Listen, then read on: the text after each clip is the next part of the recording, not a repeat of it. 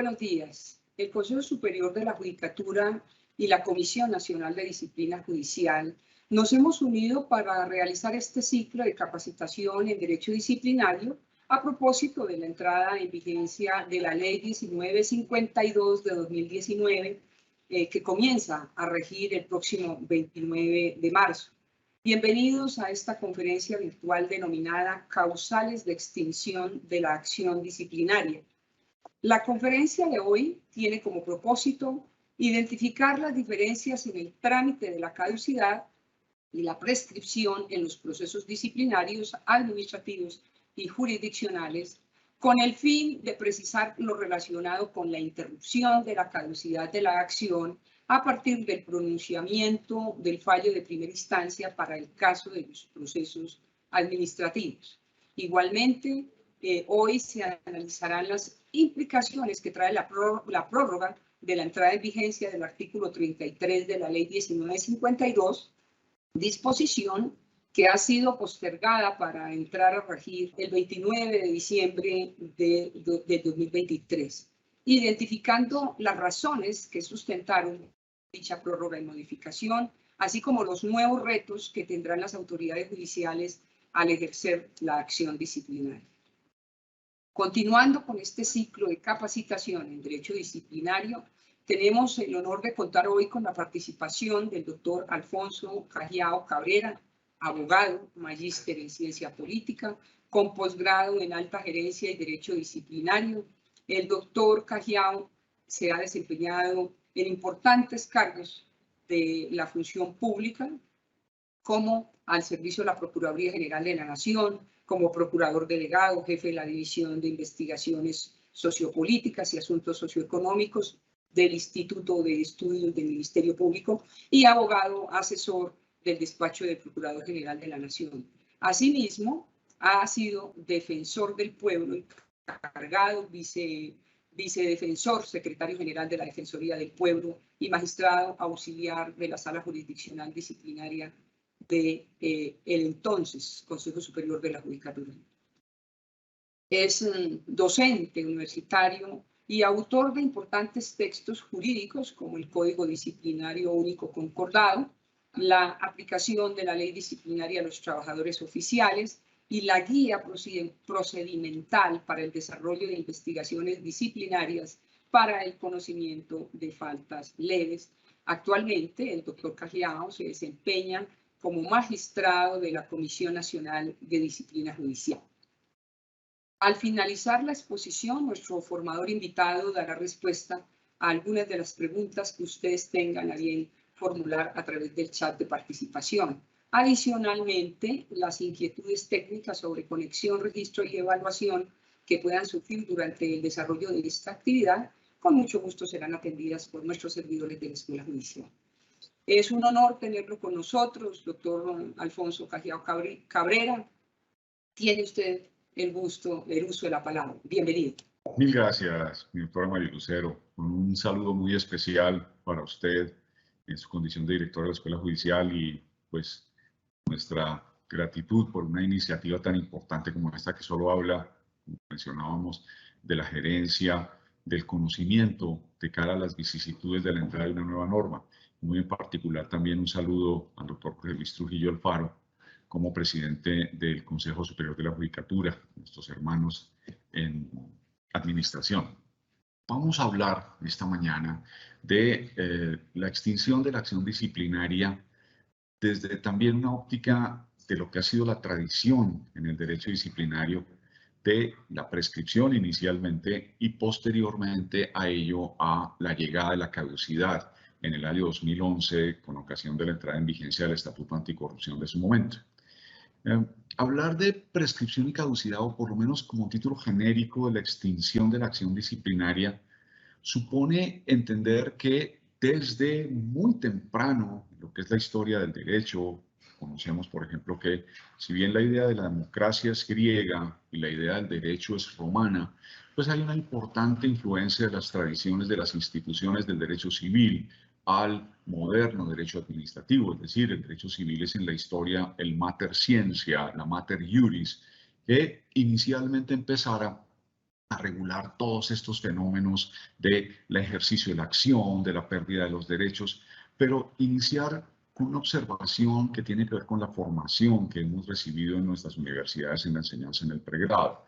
Y es que siempre estudiamos la prescripción desde la óptica de la persona que adquiere el derecho y no desde la persona que lo pierde. Es decir, en el segundo año más o menos, tercero o cuarto semestre actualmente, usted empieza a hablar de la usucapión o de la prescripción adquisitiva, siempre la óptica es el beneficio del poseedor que de buena o mala fe adquiere el derecho por el paso del tiempo, lo que supone la correlativa pérdida de ese derecho a quien es titular del mismo, en este caso pues el derecho de dominio, el dominus. Pero en derecho administrativo es claro que la extinción de las sanciones, las acciones, la extinción de las sanciones, la extinción de los derechos, tiene que ver con un castigo a la administración que incuriosa deja pasar el tiempo sin ejecutar sus propias prerrogativas. De manera que la óptica desde la cual debemos mirar la extinción de la acción disciplinaria es evidentemente como la consolidación de una garantía en favor de una persona, pero de cara a una administración que no fue lo suficientemente diligente, que no tuvo una eficiencia en el desarrollo de sus actuaciones y que por ello se ve castigada con la pérdida de la facultad, la pérdida de la potestad de exigir obediencia de quienes son sus agentes. Así las cosas, inicialmente, entre lo que es la maduración de los procesos disciplinarios en Colombia, por lo menos en principio a nivel administrativo, y mucho me temo también que compartiendo historias a nivel judicial, nosotros tenemos que poner de presente una fecha que es muy importante a la administración pública, porque, y lo afirmamos sin temor, la madurez del derecho disciplinario depende de la madurez de las normas sobre carrera administrativa y de carrera judicial. Es decir, la presencia de estatutos que le indican a las personas que están al servicio del Estado, en aquel entonces los empleados oficiales, en 1968, depende de la madurez de la disposición y de las normas y de las leyes que establezcan un sistema de carrera. ¿Por qué? Porque en la medida en que las personas saben qué pueden hacer, automática y dialécticamente saben qué no pueden hacer, o por la omisión o bien por el exceso. Con ello nos estamos refiriendo a la reforma más importante que tuvo el Estado colombiano después de 1945, la reforma de Corte Judicial, fue la reforma constitucional de 1968. Del 68 vienen todos los códigos en la década del 70. Ustedes van a ver tanto el Código de Procedimiento Penal, como el Código de Procedimiento Civil, como el Código de Comercio, como un conjunto de decretos que van a regular también la administración judicial, en particular el decreto 250 de 1970, una norma muy importante, trascendental, y a nivel administrativo van a encontrar ustedes el decreto 2400 de 1968. A partir de ahí es que nosotros empezamos a hablar de los días hábiles, de las incapacidades, de las vacaciones, en aquel entonces de la interinidad, de los encargos, de los traslados, etcétera. Por eso, pues para nosotros es muy importante situar en 1968 y a partir de la normatividad posterior cómo empezó el fenómeno de la extinción de la acción disciplinaria, porque es en 1968, con el decreto 2400, iba cometiendo un lapsus, en donde empieza usted a ver las primeras disposiciones sobre causales de extinción de la acción, al igual que en el decreto 250 del 70. Resulta obvio mencionarlo, pero pues en ello hay una importante consideración a nivel probatorio. La muerte del investigado o del disciplinado, pues naturalmente impide la continuación del proceso donde estamos exigiendo obediencia de una persona que ha sido vinculada al mismo. En consecuencia, pues la muerte como finalización de la vida, como un elemento que pues es fundamental, estar vivo es precisamente la condición que te permite ejercer derechos.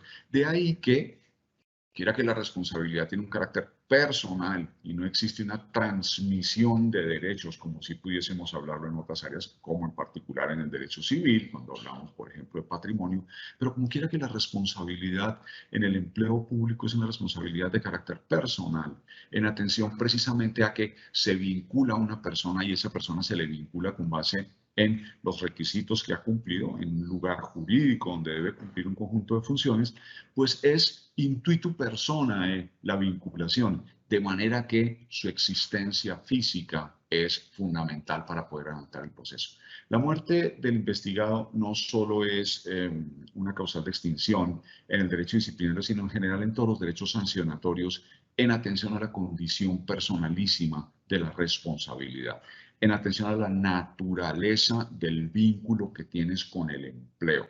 Porque todo esto surge es de la vinculación con el Estado, que naturalmente puede ser en la rama judicial o en otras áreas de la administración pública. Frente a la muerte del servidor público o del investigado, pues tenemos que decir que se presenta una situación que es relativamente incómoda desde el punto de vista probatorio. ¿Y por qué decimos que es incómoda? Porque no es el sentido de que usted, como director de un proceso disciplinario, como autoridad disciplinaria, nosotros hemos omitido de nuestro lenguaje y es un llamado de atención que hacemos. Cuando usted revise la 1952 en las primeras disposiciones va a encontrar la expresión autoridad disciplinaria. La expresión operador jurídico de lo disciplinario fue una moda en la que también incurrimos nosotros a raíz de la llegada a Colombia de un par de libros, entre ellos por allá para 1991-92, el famoso texto de Alejandro Nieto sobre derecho administrativo sancionatorio, que en aquel entonces había que importarlo, de Editorial Tecnos, en la famosa librería en Madrid de Marcial Pons, quien les habla hizo todo ese procedimiento para que le enviaran ese libro, y ahí se hablaba de operador jurídico, y eso tomó una moda a lo largo de los últimos 30 años, para antipatía de muchos y simpatía de otros tantos, pero pues en el rigor científico, cuando usted por favor revisa de la 1952, solamente para que usted mire los dos primeros artículos, el artículo séptimo dice las autoridades disciplinarias y finalmente cuando habla usted de la investigación integral en el artículo 13, se habla de autoridades disciplinarias y naturalmente creemos que es una expresión un poco menos, por lo menos sonora, pero sí es un poco más rigurosa en el sentido de que somos autoridades que ejercemos una función. Pero esa expresión operador puede ser de alguna manera tecnificada en torno de otra clase de disciplinas, donde lo técnico predomina sobre lo intelectual, pero es simplemente una muy cordial afirmación que se hace por la cual pues nosotros no usamos en lo personal la expresión operador jurídico. Entonces, es muy difícil para la autoridad disciplinaria convocar o solicitarle a la familia que está viviendo el drama de la pérdida del ser querido, decirle, oiga, cuando tenga usted el certificado de defunción y ya lo haya registrado en la notaría, por favor pásemelo para archivarle un proceso a su padre. Esta clase de cosas pueden incluso ser no solo inoportunas, sino que profundamente dolorosas para los deudos de una persona. Es que usted, encima de todos los problemas, encima de la tragedia que estamos viviendo, usted quiere que yo le remita a usted un papel, tenga la seguridad de que no se lo voy a entregar, haga lo que a bien tenga. Y ¿cómo es que hacemos la búsqueda de esa prueba? Naturalmente, nos enteramos no por una vía oficial del deceso de una persona, nos enteramos por vías que no necesariamente pueden ser los cauces incluso de la misma entidad, sino por cuestiones de medios noticiosos, noticias de prensa, etcétera, etcétera. Pero el consejo que hay que dar es, evidentemente, si ya la extinción, si ya esta causal, que es una causal objetiva y absoluta de procedibilidad de la acción disciplinaria, pues tenga un poquito de paciencia, espere un mes, mes y medio, que dentro del mismo sistema, cuando se registre el certificado de función en la notaría le informará a la Registraduría Nacional del Estado Civil. Y sin necesidad de hacer la ordenación de una prueba formalmente dentro del proceso, sino basta la consulta del Grupo de Información y Atención Ciudadana de la Registraduría con el número de cédula y entonces ahí le dirán a usted que la cédula ha sido cancelada para efectos de defunción. Entonces, en este caso, ¿cómo lo hace usted materialmente desde el punto de vista probatorio? Pues imprime la consulta que usted ha hecho en el sistema de la registraduría, la imprime, porque pues todavía seguimos los viejos. Naturalmente, si usted tiene un expediente virtual, pues ¿qué tiene que hacer? Pues simplemente la deja el registro y con base en ello que operará a folio tanto, visible, la constancia, número tal, todas estas cosas, al igual que los certificados que emite la Procuraduría, tienen un código de verificación. Entonces, obrante a folio 50 y tantos del cuaderno tal, se ve que el grupo de atención e información con fecha número 15 de septiembre del 2021 da cuenta de la cancelación del número de cédula del señor fulano de tal por deceso. Y entonces, en atención a esta información y como quiera que el decreto 1260 de 1970 indica que la única prueba que existe para demostrar el estado civil de una persona como el vínculo que tiene con la sociedad para establecer si está vivo, si está muerto, si está casado, si está separado, si se cambió el nombre, etcétera, es la norma. Pues como quiera que es difícil y los medios probatorios están aceptados desde el punto de vista de una universalidad que nos permite el derecho disciplinario y como quiera que, entonces ya usted cita la norma correspondiente, que será pues el artículo 32 de la 1952 en el futuro y actualmente el artículo 29. Un auto en donde usted en el resuelve ya indica dar por terminada, por extinguida la acción disciplinaria, a su vez el artículo trata la muerte del disciplinado, pero queríamos aportar esto porque sí entendemos la gran dificultad de que usted se entera por un medio que no es oficial que una persona ha muerto. Y la última información la va a obtener usted de su propia familia. Es de verdad, desde el punto de vista ya, párate al otro lado, ponte en los zapatos del otro, este ejercicio de tolerancia absolutamente cruel que a usted le pidieran pues de una oficina que usted tenga o no, porque no siempre el servidor público puede estar actualmente vinculado, etcétera, pero la forma es esa, consultar el registro del grupo de atención e información. Todo esto está en la página, no es una cosa misteriosa. Con el número de la cédula, con ese documento, emites un auto, te refieres al 1250, al 1260, al 70, que es el Estatuto del Registro Civil en Colombia de 1970, donde te van a indicar pues que la única prueba es, pero que en atención a la libertad probatoria y a los medios de convicción que acompaña el derecho disciplinario, la lectura del artículo 29 de la ley 734 me indica que es una causa de extinción, entonces se decreta esta extinción. Y pues tampoco vamos a cometer la torpeza de notifíquese y cúmplase, ¿no? Porque pues también no le podemos notificar a otra persona. Hay que ser coherente en esto. Ahora llegamos al punto que nos interesa, que es siempre ese numeral segundo de la norma respectiva. Al principio está 2932 de ambas, la muerte del disciplinado, y después me hablan de la prescripción o la caducidad. Inicialmente, esta pérdida del derecho del Estado a exigir obediencia de sus agentes, que como les digo, es producto precisamente de la reivindicación del derecho de una persona basado en la presunción de inocencia como derecho fundamental, y de otro lado, desde la óptica de una administración que no se movió con la suficiente eficiencia para haber adelantado el proceso o no en aras de la protección del interés general, es que la prescripción fue de 3 años, hace muchos años, en 1968, la prescripción como finalización de la potestad estatal. Y entonces empiezan las primeras preguntas.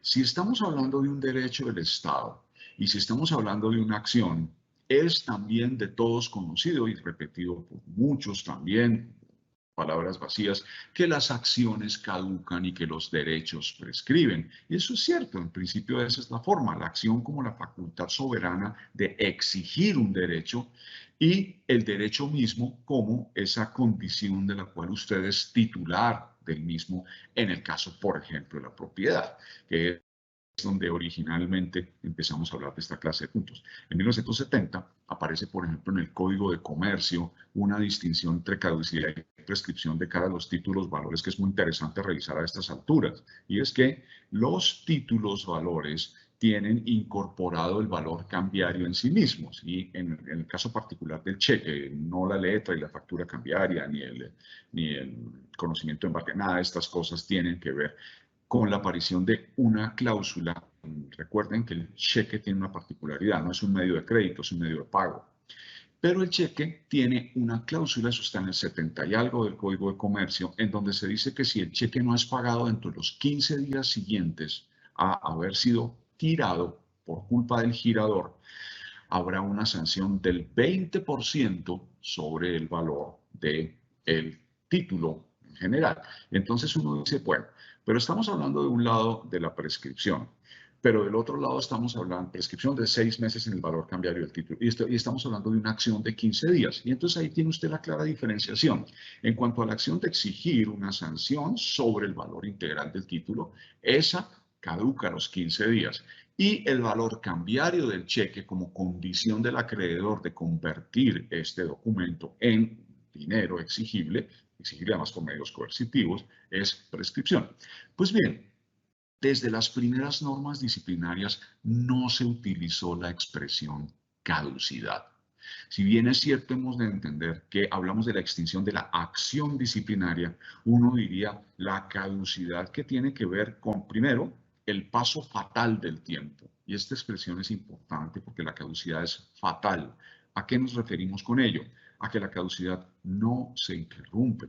Los fenómenos que registra la modificación que hace el artículo 132 del Estatuto Anticorrupción, la 1474, cuando usted lee tanto en el inciso primero y en el segundo, la acción disciplinaria, dice clarísimo, la acción disciplinaria caducará, después dice la acción disciplinaria prescribirá, y entonces uno pues más o menos tiene claro el punto. Pero siempre se habló de prescripción originalmente en el entendido de que era la pérdida del derecho del Estado a exigir obediencia. O sea que la pérdida de este derecho está asociada precisamente con una potestad, no en particular con el ejercicio propio de algo que usted puede hacer desde el punto de vista de su libre albedrío. Es decir, yo puedo o no, en el caso, por ejemplo, del ejercicio de una acción, yo puedo o no ejecutar a una persona, yo puedo perfectamente omitir un proceso de ejecución coactiva si no deseo hacer efectivo el título. Yo puedo no cobrar un cheque, precisamente lo que estábamos hablando. Pero cuando hablamos de potestades, la condición de ser autoridad disciplinaria es una condición de carácter vinculante, es obligatorio. Es decir, la administración no escoge o elige voluntariamente el ejercicio de la acción disciplinaria. La administración tiene la obligación de exigir obediencia de las personas que conforman la administración pública y en ello pues el lenguaje termina confundiéndose entre acción y ejercicio de un derecho, pero se asoció siempre de esa manera un estudio profundo de los albores de las normas disciplinarias modernas, el decreto 2400 del 68 y después la ley 25 de 1974, ley 25 de 1974, empezaron hablando en el capítulo de la extinción de la acción disciplinaria de la expresión prescripción.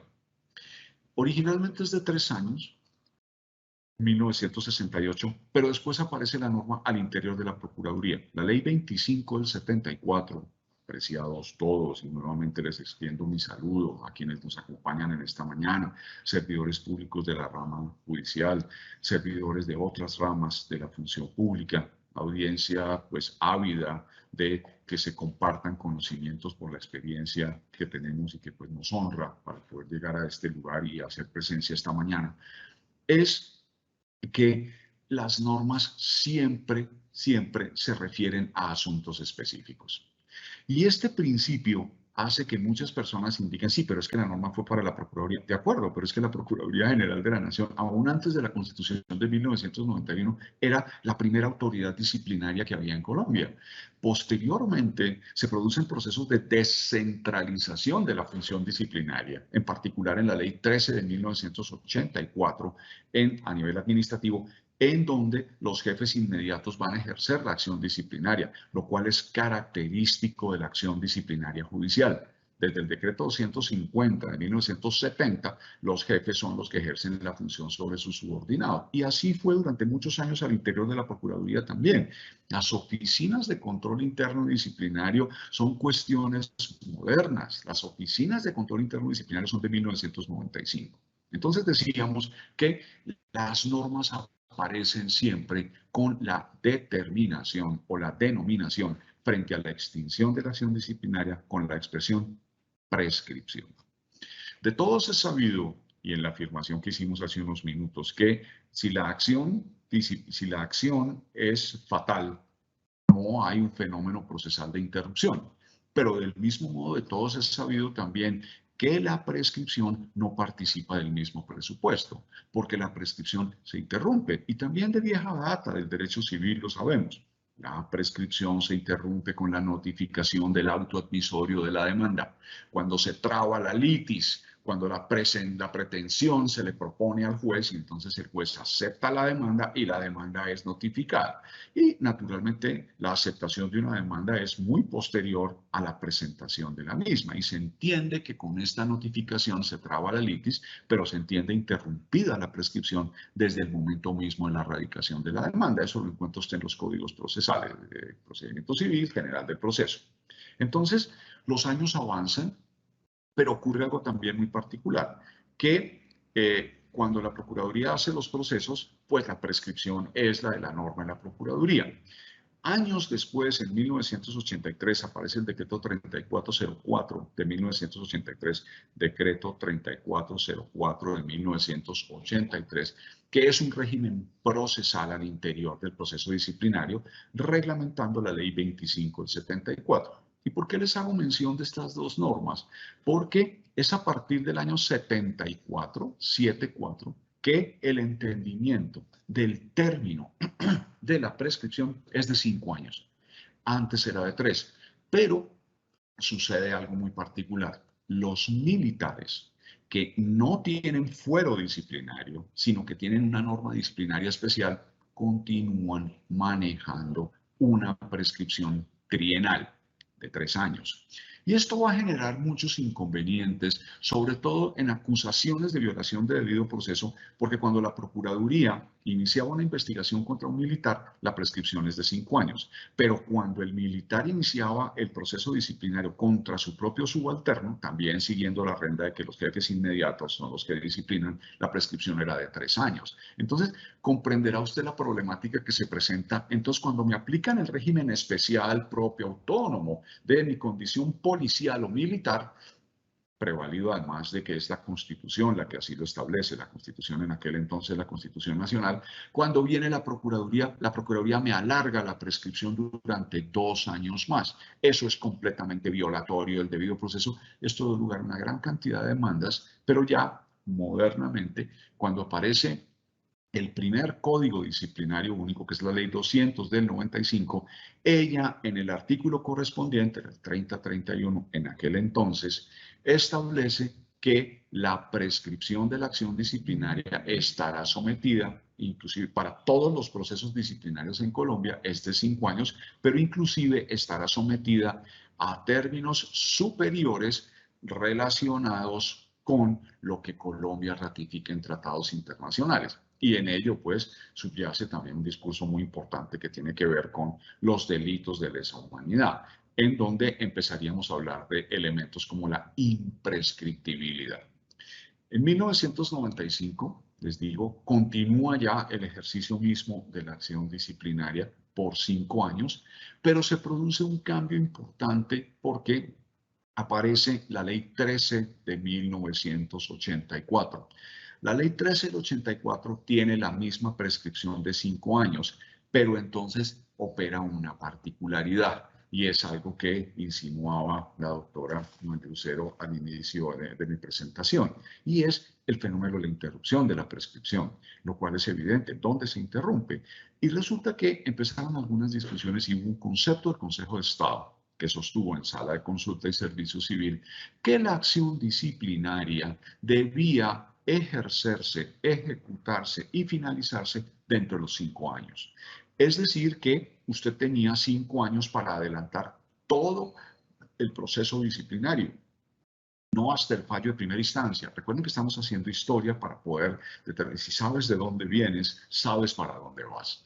Entonces, hay un concepto, como les decía, el doctor Góngora en su momento, sala de consulta, todo esto es historia, no hay problema. Según las voces de la Ley 13 de 1984 y su decreto reglamentario 489 de 1985, que es el primer gran estatuto disciplinario autónomo. Y esto es muy importante en su reconocimiento. ¿Por qué? Porque cuando usted revisa el decreto 250 del 70 a nivel judicial y cuando usted revisa el decreto 2400 del 68 a nivel administrativo, va a encontrar una particularidad, doctora, y es esta. Dentro de normas de administración de personal, usted encuentra capítulos sobre la responsabilidad disciplinaria. Sorpréndase, el decreto 150 del 70 arranca el régimen disciplinario en el artículo 98. Usted tiene un celular ahí, si no es 98 es 92, me falla la memoria. Revíselo y se dará cuenta cómo funciona. Entonces, durante 97 artículos antecedentes se reguló la administración de la rama judicial, pero la ley 13 del 84 es un estatuto disciplinario desde su primer artículo hasta el último. Todo el mundo cree que la primera norma disciplinaria autónoma fue la ley 200 del 95. Eso no es así. La primera norma general disciplinaria como código fue la ley 200 del 95. Lejos de nosotros desconocer eso. Es el primer código disciplinario absoluto y general para toda la administración pública, pero no es la primera norma autónoma. La primera norma autónoma es la ley 13 del 84. ¿Por qué? Porque es dirigida a la revisión de la conducta de los empleados públicos. En aquel entonces el concepto de empleado oficial era el que tenía inmerso los otros dos conceptos. Son empleados oficiales los empleados públicos que tienen una relación reglamentaria y legal con el Estado y los trabajadores oficiales que tienen una relación contractual. Esa es la historia nuestra, es el decreto 1848 de 1969. Vuelvo a decir, es el decreto 1848 de 1969. Este decreto es el que establece esa que fuera originalmente una muy odiosa, afortunadamente superada, distinción entre el trabajo físico y el trabajo intelectual. Se decía pues que los empleados públicos tenían labores de confianza, etcétera, etcétera, y los trabajadores oficiales labores de mantenimiento en las empresas industriales y comerciales del Estado. Entonces, como les decía, la ley 13 del 84, en su descripción normativa, implicaba que el proceso disciplinario debería iniciar, adelantarse y culminar con decisión de fondo, que podía ser de primera o de segunda instancia, con la temporalidad de los 5 años. ¿Eso qué significa entonces? Que lo único que interrumpe la acción disciplinaria, el paso del tiempo en términos de la sanción a una administración, como les decía, ineficiente, es ¿cuál? El fallo de segunda instancia. Después llega la Ley 200 de 1995, que produce una derogatoria general. Por eso cuando uno habla de la Ley 13 del 84 y el 489, pues se está hablando de historia patria, de acuerdo, yo estoy de acuerdo con ustedes en eso. A partir de 1995, los únicos dos regímenes autónomos que sobreviven son el de la Policía Nacional, que era el decreto 100 de 1989, y el de las Fuerzas Militares, el famoso 085 de 1989 también, los dos decretos. Pero ya la ley 13 del 84, los decretos relacionados con docentes, el estatuto docente en su momento, las leyes de disciplina en el Departamento Administrativo, Seguridad, todo quedó derogado. Entonces, seguimos ya con el mismo punto, pero se produce un hecho que es muy, muy significativo y que debe ser conocido por ustedes a estas alturas, y es que ocurre una sanción disciplinaria que se impone por allá en 1995 a un señor general de la República, el general Álvaro Velandia, y esto va a dar lugar a un gran conjunto de pronunciamientos judiciales a nivel del Consejo de Estado con jueces, pero para no hacerles a ustedes pues tan complejo el tema, hay una sala de conjueces finalmente en el 2013, pero todo se concreta en un fallo que se produce el 29 de septiembre de 2009 a nivel del fallo de unas acciones que había iniciado la Procuraduría contra la defensa del general Álvaro Velandia Hurtado con ocasión de la desaparición de Nidia Erika Bautista. Y es que a través de una impugnación y de tutelas, es una historia un poquito compleja, de la cual ahí, por fortuna, todo existe, y en el fallo, les decía, del 29 de septiembre del 2009 de la doctora Susana Buitrago, se estipula y se reivindican los derechos de la Procuraduría y entonces quedamos ya en un nuevo entendimiento que era pues el adecuado para todo el mundo. ¿Qué hace el Consejo de Estado? El Consejo de Estado hace una división entre la vía administrativa y la vía gubernativa. Estamos hablando de procesos administrativos, ¿de acuerdo? Y porque la gruesa de servidores públicos en Colombia no es la de la rama judicial. La rama judicial tiene 55.000 empleados funcionarios y empleados mal contados. Pero cuando hablamos del resto, estamos hablando de casi 1.180.000 y tantos servidores públicos. Piensen ustedes, solamente las fuerzas militares y la Policía Nacional pueden alcanzar cerca de 450.000 hombres, etcétera, etcétera. Pero la rama judicial es relativamente pequeña en la comparación del volumen cuantitativo de servidores públicos que la integran. Entonces, dice el Consejo de Estado, la prescripción arranca desde que usted desde que el hecho se consuma y usted tiene 5 años para fallar el proceso en primera instancia. ¿Por qué? Porque a la administración le corresponde el impulso procesal. ¿Por qué? Porque la naturaleza de la acción disciplinaria es esa, que es pública. Entonces usted tiene que abrir la indagación preliminar, adelantar la investigación disciplinaria, formular los cargos, recibir los descargos, practicar pruebas, recibir los alegatos de conclusión y fallar en primera instancia. ¿Y por qué hace esta distinción el Consejo de Estado?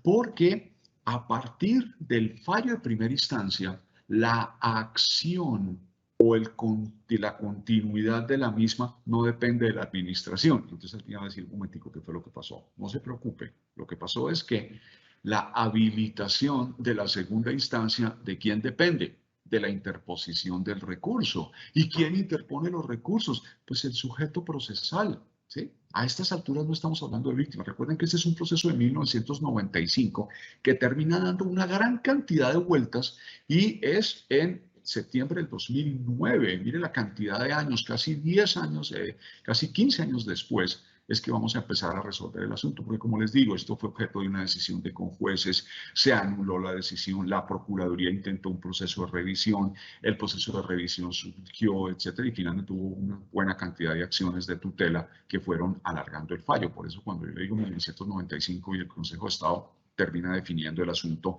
en el 2009, pues porque esto pasó por el Tribunal Superior del Valle, llegó al Consejo de Estado a la sección segunda, la Procuraduría tuteló, etcétera, etcétera, y pues Susana Buitrago era magistrada de la sección electoral, si mal no recuerdo. Entonces, ¿qué dice este fallo?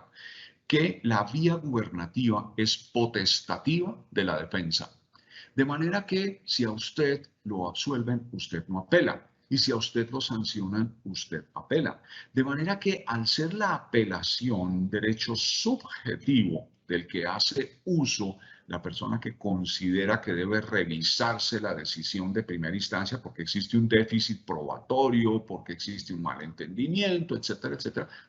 Si usted no demanda, si usted, perdón, no apela, no hay segunda instancia. Y eso parece razonable. Entonces, la vía administrativa es obligatoria. La vía judicial, la interposición, disculpen, del recurso es potestativo. Recuerden que esas cosas pues han ido cambiando. Hoy en día ya no hablamos de esta clase de vida, sino de pues el conocimiento en instancia de lo relacionado con los actos administrativos. Entonces, entramos en un entendimiento muy particular de la interrupción de la prescripción. La prescripción se interrumpe a nivel administrativo con la notificación del fallo de primera instancia. ¿Por qué? Porque la segunda instancia depende de la voluntad del desarrollo de la vía gubernativa y la vía gubernativa se habilita a partir de la interposición de un recurso. Y quiero recordarles que en el ámbito judicial, y este es un tema difícil sobre el cual tenemos que hacer algún estudio, y es, doctores y doctoras, el proceso administrativo disciplinario no tiene consulta. De manera que si se sanciona a una persona en primera instancia y esa persona no apela, el proceso queda en firme. Pero fíjense ustedes a nivel judicial, tanto el judicial contra servidores públicos de la rama como el judicial que se hace contra los abogados litigantes, en los dos existe consulta.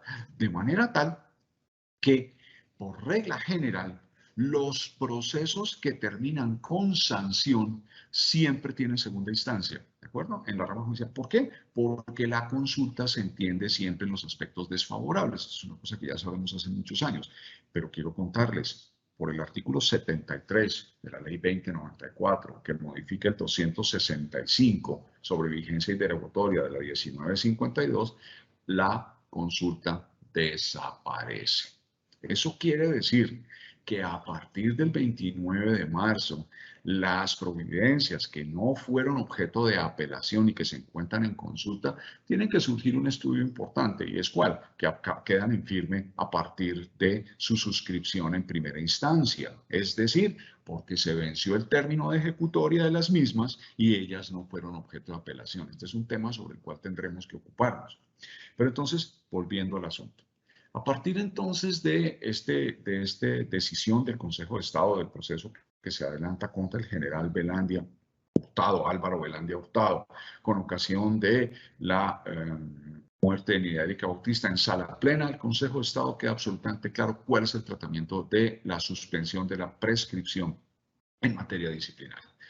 De cara a esto, frente al pronunciamiento del Consejo de Estado en torno de la vía gubernativa, y cuando usted habla de vía gubernativa y vía administrativa, pues está hablando de actos administrativos. ¿Y qué pasa con los actos judiciales? Pues que los actos judiciales no participan de la misma argumentación. Despacio. Los actos jurisdiccionales proferidos por autoridades judiciales en materia administrativa no participan del mismo supuesto de este entendimiento de la existencia de una vía administrativa y de una vía gubernativa, porque es un proceso de carácter jurisdiccional. Entonces, aquí la interrupción de la prescripción no se da, sino que con el fallo de primera instancia, sino que se da con específica. Recuerden que estamos haciendo historia porque lo que voy a decir puede dar lugar a confusiones. Solo se da con el fallo definitivo. Y el fallo definitivo, usted me puede decir que es el de primera instancia. De acuerdo, y yo le acepto eso. Pero si el fallo de primera instancia es sancionatorio y no es objeto de apelación, la ley está ordenando la consulta. Entonces, con todo el respeto con usted, ¿cuál es el fallo definitivo? El de segunda instancia. ¿De acuerdo? Porque aunque usted no apele como sujeto concernido, como sujeto pasivo de la pretensión sancionatoria estatal, el proceso sube a segunda instancia. ¿De acuerdo? Entonces, será la decisión de segunda instancia. Hasta aquí vamos más o menos juntos. Ahora bien, también ocurre algo que es muy particular. El 12 de julio del 2011, recuerden que la sentencia del general Velandia es del 29 de septiembre del 2009 y estamos haciendo un recorrido histórico que nos permite hacer las precisiones del caso, ¿sí? Por cuestiones de la forma como empezamos, nos quedan 10 minutos, ya vamos concretando los asuntos. Y es que, señores, a partir del Estatuto Anticorrupción se introduce al derecho disciplinario la caducidad. Por eso es que empezamos hablando de qué. Por eso fue que empezamos hablando específicamente de el origen de la prescripción. Decreto 2400 de 1968 y Ley 25 de 1974. El primero, expedido con ocasión de la reforma constitucional del 68 de la Administración Pública en Colombia, y el segundo, la norma de estructura orgánica de la Procuraduría General de la Nación, nadie más, nadie menos que pues el órgano de control, ¿de acuerdo? Entonces, cuando llega el 2011 y la prescripción se alarga, despacio, la prescripción se alarga porque se le antepone como antecedente, ¿sí?, la caducidad, entonces nos cambian las reglas de juego. Porque ya el problema no es el asunto de la forma como debe ser interpretada la norma a través de una sentencia de la Sala Plena del Consejo de Estado como antecedente, sino simplemente la voluntad del legislador, quien en su libre facultad de configuración hace una modificación que es trascendente al derecho disciplinario. ¿Y lo es por qué? Porque alarga los términos prescriptivos. Y lo criticamos desde siempre. Quien les habla, y esto puede verificarse afortunadamente para todos, Quien les habla formó parte de la Comisión Interinstitucional de Reforma a la Ley Disciplinaria, lo que ustedes conocen como la Ley 1952. Y ahí encuentran un artículo original en el número 33 que dice que la prescripción es de 5 años y después de 2 años para la segunda instancia. Eso se hizo de manera absolutamente consciente y esa es la norma que va a entrar a regir después de tantas críticas que hubiéramos recibido en su momento. Entonces, ¿qué pasó? Cuando viene la ley 1474 en el 2011, se dice, sigue siendo la prescripción de 2 años, de 5 años, perdón, tranquilos, pero ahora le vamos a poner una antecedente de 5. Entonces van a ser 5 de caducidad más 5 de prescripción, en total 10. Y con todo el respeto, muy pocas voces escuchamos en su momento de servidores públicos quejándose por el exceso en la creación de un tiempo adicional de prescripción, porque es que se está castigando a la administración que no es eficiente. Por favor, seamos conscientes de eso. ¿Y cómo se traduce ese castigo? En la pérdida de las potestades, pero resulta que no. Alarguemos el proceso. Entonces, ¿cómo se ataca la ineficiencia del Estado? Alargando los tiempos prescriptivos. Ojo con esa argumentación. ¿Por qué? Porque esa es la misma argumentación que da lugar a la prescripción que vamos a ver, como bien lo decía la doctora Manucero, el 29 de diciembre de 2023. Señor, usted tiene 5 años para adelantar el proceso y sacar el fallo en primera instancia, y después de que quede notificado ese fallo en primera instancia, usted tiene 2 años para que no quede sub iudice la persona. ¿Por qué, doctores y doctoras? Porque en la teoría del Consejo de Estado hay un vacío. ¿Recuerdan? Usted tiene, a partir del momento de acaecimiento de los hechos, 5 años para proferir el fallo de primera instancia. ¿De acuerdo? Y proferido el fallo de primera instancia, ¿cuánto tiempo tiene para proferir el de segunda? Y yo se lo digo con todas sus letras, el tiempo para proferir el fallo de segunda instancia es ninguno. O sea que usted queda sub iudice, sí. Y desde la Revolución Francesa, desde el último capítulo de la Declaración de los Derechos del Hombre en 1789, desde el libro de César Beccaria en 1762 sobre los delitos y las penas, claramente las potestades sancionatorias no son dispersas ni eternas. El contenido de los delitos de lesa humanidad y de la imprescriptibilidad de ciertas faltas es un concepto moderno que data de un punto de quiebre, que es en particular la Segunda Guerra Mundial. O sea, el proceso de inflexión que nos va a dar lugar a la imprescriptibilidad en materia de derechos humanos y derecho internacional humanitario, o si se quiere, los derechos, del derecho internacional de los derechos humanos, cuando hablamos de genocidio, secuestro, tortura, desaparición forzada, que son 4 delitos muy particulares en donde no hay prescripción.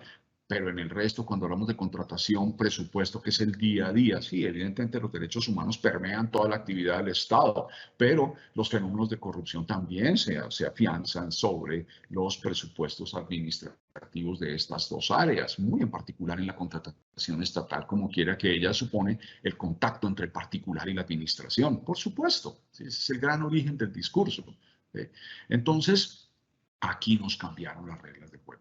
Tienes 5 años para abrir la investigación. ¿Y cuándo abrimos la investigación? Cuando decretamos una figura procesal que se llama el auto de apertura de investigación disciplinaria, que está en el artículo 152 de la ley disciplinaria actual. Y entonces, después de que abres, tienes 5 años para proferir el fallo. En consecuencia, cuando sumas la caducidad a la prescripción, son 10 años. ¿La caducidad se interrumpe? No. Usted tiene 5 años para abrir. Si usted abre al año, ya no le quedan 4 años de diferencia. Usted abrió porque la caducidad es fatal. La que se interrumpe es la prescripción. Por eso es que no existe un término para proferir el fallo de segunda instancia. Porque la prescripción interrumpida con el fallo de primera instancia. La prescripción que es distinta de la caducidad. Ese es el fenómeno que nosotros vivimos hoy en día. Y lo vivimos, ¿por qué? Porque tanto a nivel judicial como administrativo, el artículo 30 de la ley 734 nos obliga. Y en eso, el paso del tiempo también va a ser muy complicado. ¿Por qué? Porque fíjese usted que a nivel administrativo, después de la interpretación del Consejo de Estado, recuerden, al final del proceso en primera instancia, el sujeto procesal toma una decisión si quiere interponer recurso o no lo quiere hacer. La vía gubernativa es potestativa como elemento subjetivo de quien está siendo objeto del proceso. Pero a nivel judicial no es así. A nivel judicial nosotros no tenemos ni vía administrativa ni vía judicial. Entonces, usted tiene 5 años para abrir investigación y abierta la investigación tiene 5 años para fallarla, tanto en primera como en segunda instancia. ¿Por qué? Porque no se produce ese fenómeno relacionado con la facultad de la interposición del recurso. Es decir, que la segunda instancia depende de la voluntad del apelante. No, amigo, aquí no, porque siempre habrá segunda instancia cuando el proceso sea sancionatorio. ¿Por qué? Porque si no apela el sancionado, la ley, a través del grado jurisdiccional de la consulta, habilita la segunda instancia. Entonces, fíjense las diferencias. Y ni se diga en la ley 1123. En la ley 1123 no existen estas normas. No las podemos traer por acopio normativo, por vacíos, por integración normativa de principios, porque claramente no lo hace la ley 1123 de esa manera y porque además claramente es completamente restrictivo. Usted tiene una prescripción de 5 años en un estatuto especial y va a traer una de 10 y un estatuto general. ¿Sí? Recuerde, 10, ¿por qué? Porque son 5 más 1. Y entonces, ¿qué sucedió? Que la acusación que se hizo siempre a esto es: van a prescribir un montón de procesos disciplinarios. La Procuraduría tiene en su seno cerca de 50.000 investigaciones disciplinarias y todavía no las ha evacuado. Todo el respeto, problema de la Procuraduría. Con todo el respeto, usted ya sabe desde agosto del 2014, cuando el proyecto fuera presentado, usted sabía que la prescripción era de 5 años en primera instancia y 2 de segunda. Pero déjenme llamarles la atención sobre algo que es mucho más profundo. En el 2014, el Estatuto Anticorrupción, que es del 2011, no ha cumplido 10 años. Entonces, ¿qué? Cuando usted tiene a futuro 10 años y termina 2 años, 3 años antes de esos 10, no está quitando nada porque el tiempo no ha ocurrido. Y quiero llamarles la atención, la ley 1952 es de enero del 2019. En enero del 2019 todavía faltaba a enero del 20, a enero del 21, 2 años para que la ley 1474, que es del 12 de julio del 2011, cumpliese los primeros 10 años. Entonces, esas acusaciones son infundadas en esa medida. Pero lo que estamos diciendo es: usted ya sabía desde enero del 2019 que venía una prescripción de 5 años. Entonces, ¿qué es lo que usted tiene que hacer? Adelante todos sus procesos disciplinarios antes de que los tiempos culminen. Y lo mismo nos va a suceder, con todo el respeto con ustedes. Su señoría revisa entonces el artículo 265 de la 1952, lo tengo debajo de la pantalla, está escrito. El artículo 73 de la 2094 lo modifica y dice con toda tranquilidad, parágrafo segundo. Primer punto, recuerden que hay 3 normas de vigencia de la 1952 modificadas por la 2094, de acuerdo, eso ya lo sabemos, démoslo por sentado, por favor. El primero, al día siguiente, es decir, el 30 de junio del 2021, entraron en vigencia las funciones jurisdiccionales de la Procuraduría. Esa fue la primera norma de vigencia. Naturalmente, la que proyecta la función, la vigencia 9 meses después, es la segunda norma, que es simplemente el parágrafo segundo de este artículo 265, insisto, modificada por el artículo 73 de la 2094. Entonces, el primero, Procuraduría, facultades jurisdiccionales, modificación interna, etcétera, etcétera, de sus competencias, no de su planta, porque la planta es del decreto que sale el 24 de diciembre, y es: señor, el 30 de diciembre empezó la Procuraduría. Después, 9 meses después, y eso lo sabíamos desde junio del año pasado. Por eso estos ejercicios son tan interesantes, porque la escuela evidentemente lo viene haciendo con la prevención normativa especial. Pero es que lo que no nos puede pasar es que salga alguien el 27 o el 28 de marzo. Ahí, dentro de 2 días entra en vigencia la ley. Y así los veré. Con todo el respeto, el 25 de diciembre del 2023 habrá gente diciendo: dentro de 4 días prescriben 10.000 procesos. Problema suyo, usted ya sabía ya sabía desde el 29 de junio de hace 3 años que iban a prescribirle sus asuntos. Entonces, ¿qué fue lo que usted debió haber hecho? Una actividad gerencial de la gestión de sus procesos administrativos, de sus procesos disciplinarios, de sus procesos judiciales, de cara a la prescripción que viene, porque cuando hay prescripción aplica el principio de favorabilidad, no solo a nivel procesal, sino a nivel también de aquellos que estén cumpliendo con la respectiva sanción, como bien lo informa el artículo 8 de la ley 1952. Entonces, ¿cuál es el presupuesto y la conclusión a la que tenemos que llegar? Que ha habido una evolución del concepto de prescripción, es decir, como la finalización, como la pérdida de la facultad estatal de exigir obediencia, que la hemos llamado acción disciplinaria y que eso ha dado lugar a algunas confusiones porque las acciones caducan y prescripción. Eso en este momento es irrelevante. El entendimiento de la prescripción siempre fue la pérdida del derecho como potestad a exigir obediencia en cabeza del Estado de sus agentes. El segundo punto. Dentro de esta evolución se introduce en el año 2011, a nuestro juicio, de manera arbitraria, en el sentido de que va contra los derechos de los servidores públicos, un aumento sustancial del 100% del término prescriptivo, que pasó de 5 años a 10 con la suma del término de caducidad sobre fenómenos de carácter procesal. El tercer punto es que esa argumentación provino del seno de la Procuraduría en aquel entonces, en el entendido de que es que como los alcaldes tienen periodos de 4 años, nosotros solo nos enteramos cuando viene el alcalde nuevo que denuncia al alcalde anterior y nos queda 1 año de prescripción. Problema suyo. ¿Sí? Entonces aumentaron, la prescripción se aumentó con la caducidad para disimular la ineficiencia del sistema disciplinario. Y esa es una carga que tenemos que llevar todos los jueces. ¿Sí? Cuando algo prescribe, flaco servicio se le presta a la justicia y a la comunidad cuando usted le prescribe un asunto en su despacho. ¿Por qué? Porque usted debió haber sido más eficiente.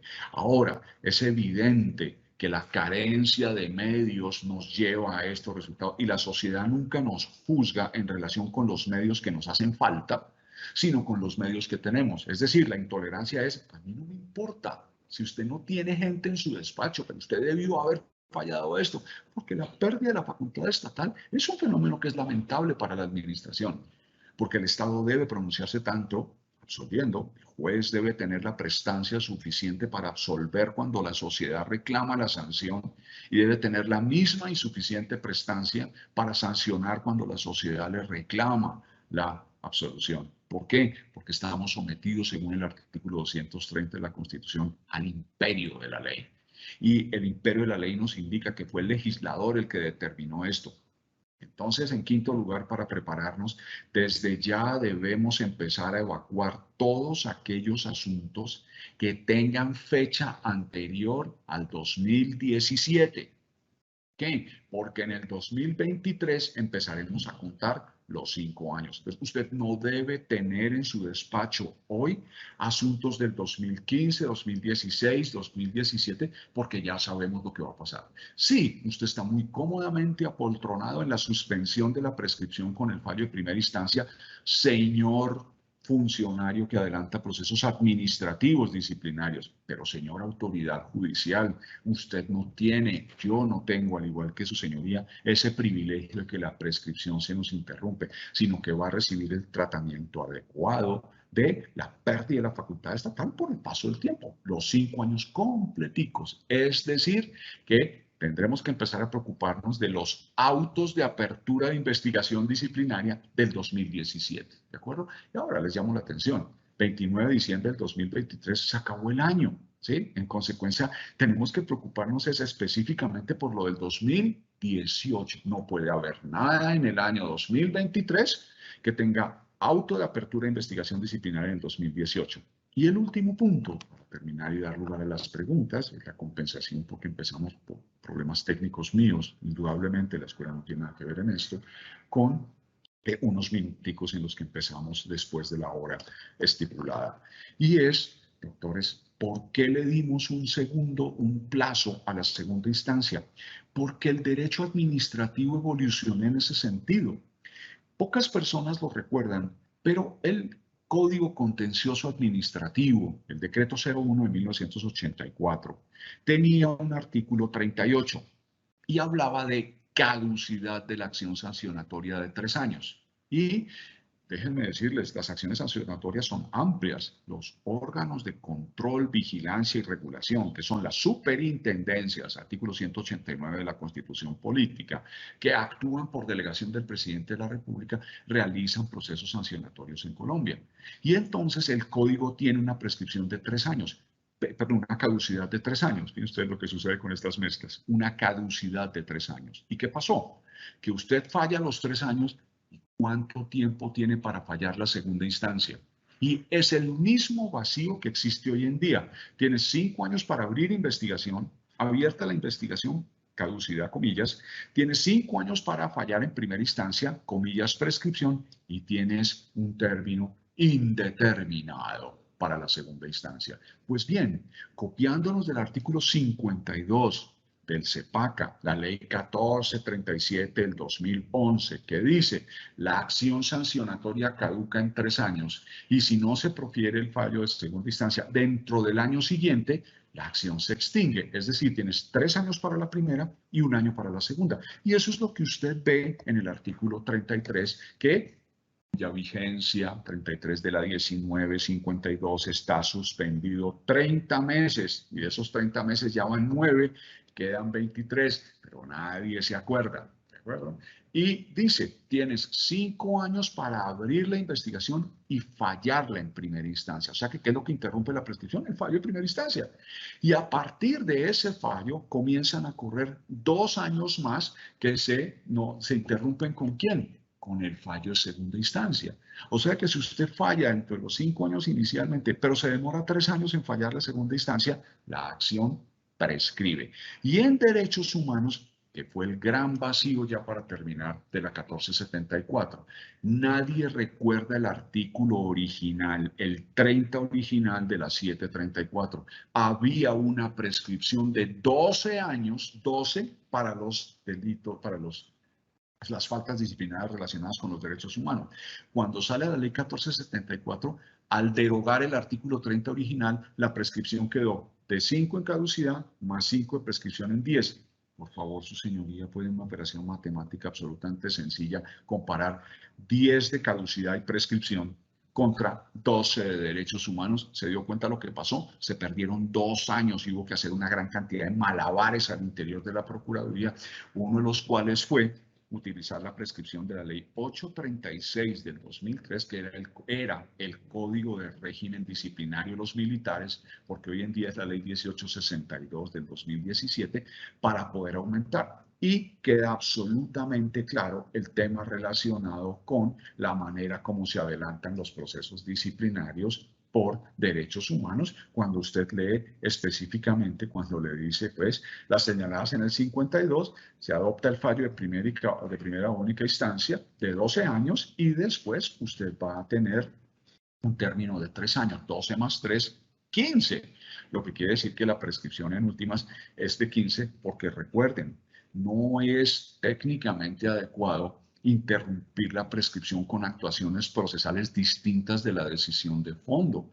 Nosotros convivimos desde el 2011 con el Estatuto Anticorrupción que modificó el Código Disciplinario Único con una interrupción de un inicio de la prescripción a partir del auto de investigación disciplinaria frente a la caducidad.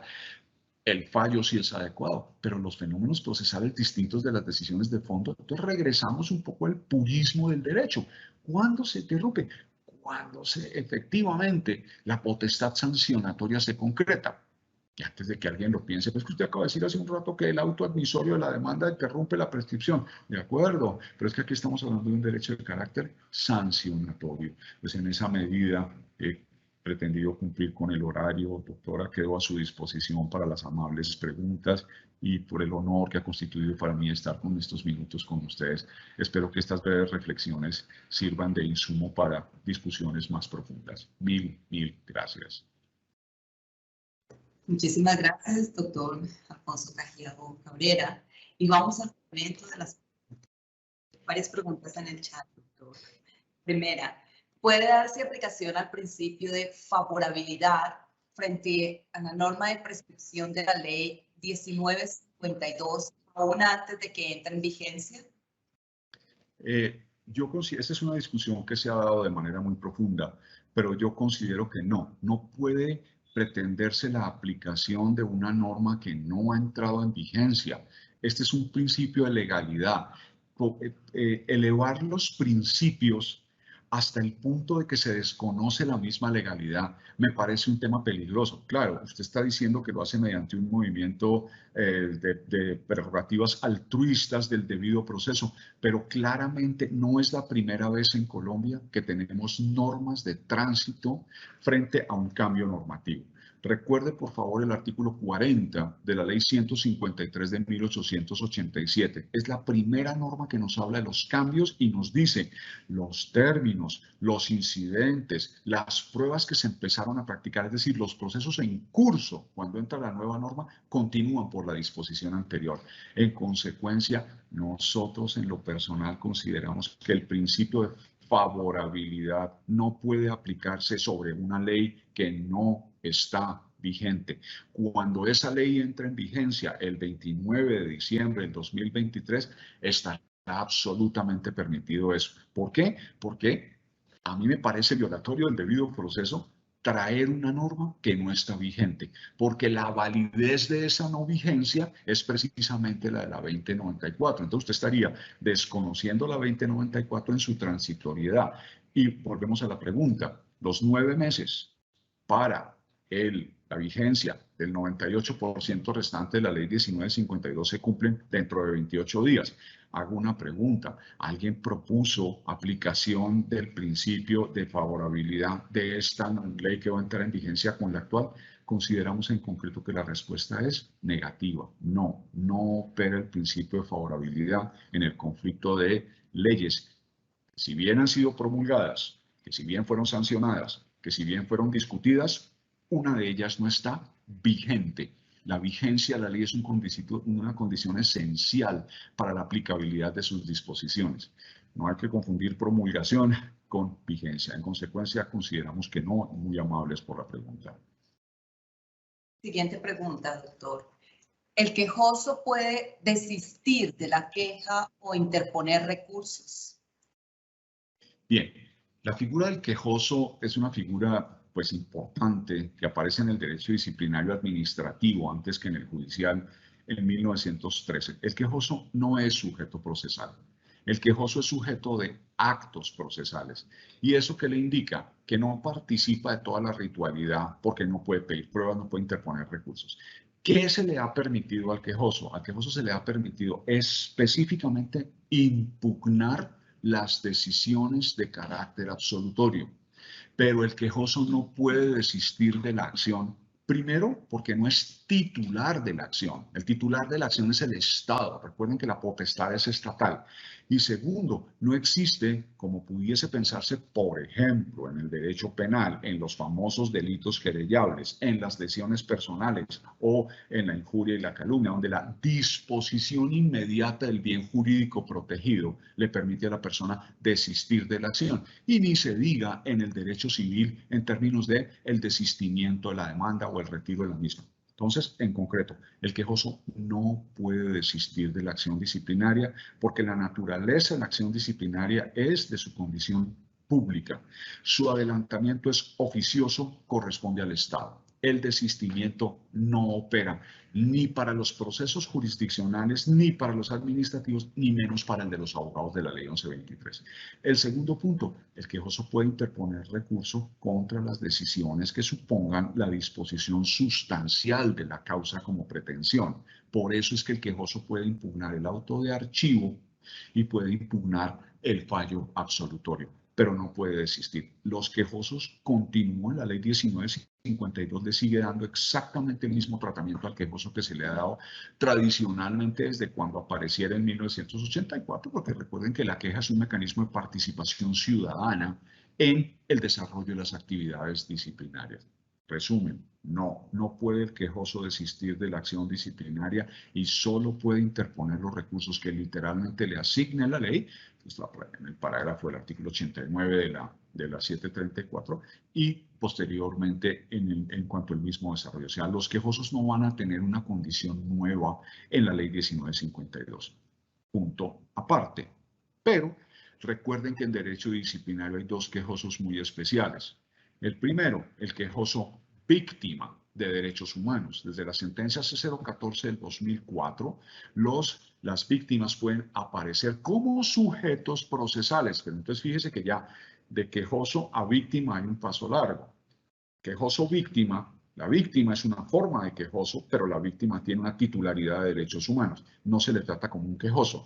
Y el tercer punto es la aparición en Colombia de la ley 1010 del 2006, que es la ley sobre acoso laboral y otros hostigamientos. En su artículo 17 tiene que la persona que presenta la queja también es sujeto procesal. Entonces me extendí un poquito, disculpen. Hay tres clases de quejosos en derecho disciplinario. Tres. Uno, quejosos comunes y corrientes como ciudadanos preocupados por la prestación del servicio.